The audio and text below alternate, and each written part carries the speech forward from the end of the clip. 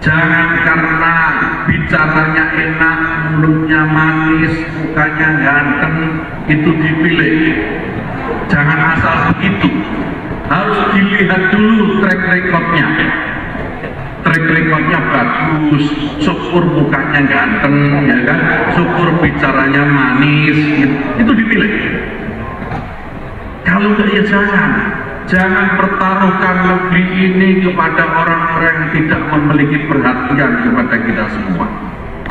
Cek track record.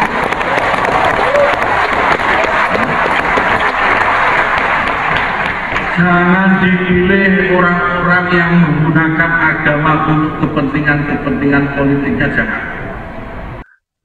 Ini kan omongan pinggir jalan, omongan buzzer, omongan provokator yang seperti itu. Jangan membuat publik ini berspekulasi dan bingung dan menggiring opini yang nggak perlu. Saya pikir itu. Apalagi menjadi pembantu presiden. Presiden sudah bolak-balik bilang, kita jaga persatuan, jangan ada politik pecah belah, jangan bikin hoax. Ini hoax kok dari negara. Ini hoax kok mulai dari Menteri Agama yang sungguhnya bertanggung jawab terhadap kerukunan umat beragama.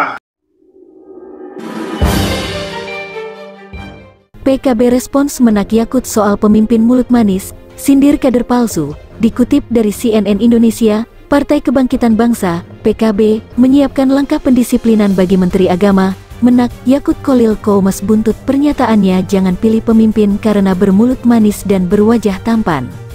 Kalau sebagai kader PKB, kami tentu sudah menyiapkan langkah-langkah pendisiplinan, kata Wakil Ketua Umum PKB Jazilul Fawait kepada wartawan, Minggu.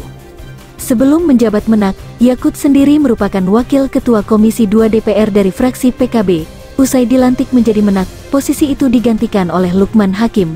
Jazilul menegaskan cepat atau lambat pendisiplinan terhadap Yakut itu akan dilakukan. Menurutnya, konstituen PKB juga bisa membedakan mana kader PKB yang sebenarnya dan kader palsu. Mana kader palsu, mana kader beneran, mana yang sesuai dengan visi partai dan taat pada seluruh perintah partai dan mana yang bukan, ucapnya. Menurutnya, konstituen PKB juga bisa membedakan mana kader PKB yang sebenarnya dan kader palsu. Mana kader palsu, mana kader beneran, mana yang sesuai dengan visi partai dan taat pada seluruh perintah partai dan mana yang bukan, ucapnya. Selain melalui mekanisme internal partai, Jazilul menilai publik juga akan turut melakukan penilaian. Menurutnya, penilaian publik itulah yang menjadi lebih penting.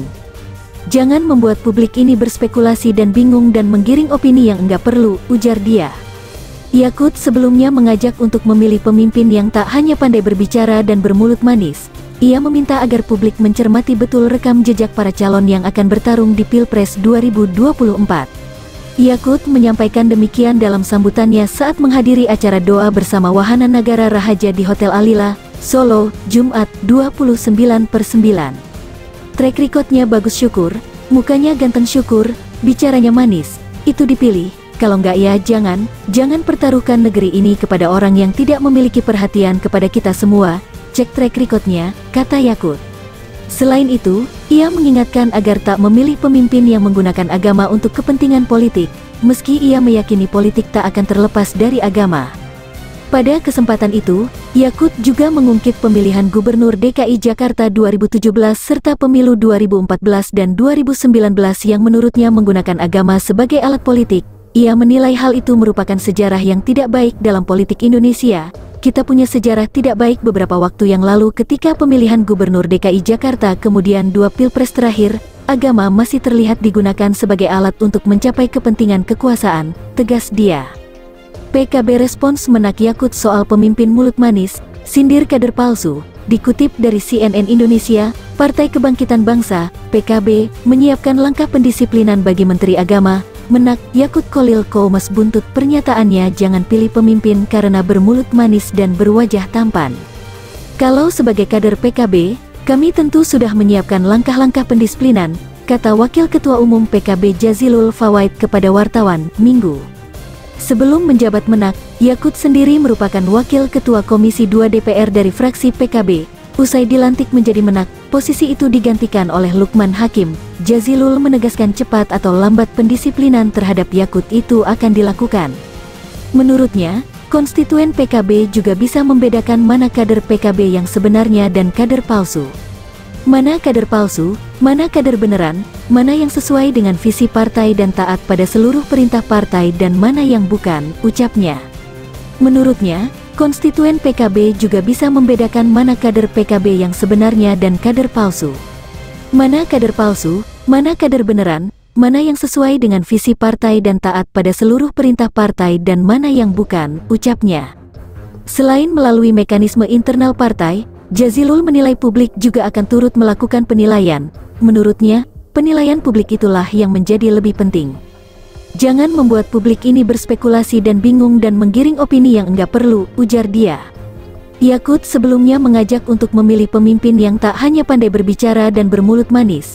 Ia meminta agar publik mencermati betul rekam jejak para calon yang akan bertarung di Pilpres 2024. Yakut menyampaikan demikian dalam sambutannya saat menghadiri acara doa bersama Wahana Nagara Rahaja di Hotel Alila, Solo, Jumat 29/9. Track recordnya bagus syukur, mukanya ganteng syukur, bicaranya manis, itu dipilih, kalau nggak ya jangan pertaruhkan negeri ini kepada orang yang tidak memiliki perhatian kepada kita semua, cek track recordnya, kata Yakut. Selain itu, ia mengingatkan agar tak memilih pemimpin yang menggunakan agama untuk kepentingan politik, meski ia meyakini politik tak akan terlepas dari agama. Pada kesempatan itu, Yakut juga mengungkit pemilihan Gubernur DKI Jakarta 2017 serta pemilu 2014 dan 2019 yang menurutnya menggunakan agama sebagai alat politik. Ia menilai hal itu merupakan sejarah yang tidak baik dalam politik Indonesia. Kita punya sejarah tidak baik beberapa waktu yang lalu ketika pemilihan Gubernur DKI Jakarta kemudian 2 Pilpres terakhir, agama masih terlihat digunakan sebagai alat untuk mencapai kepentingan kekuasaan, tegas dia.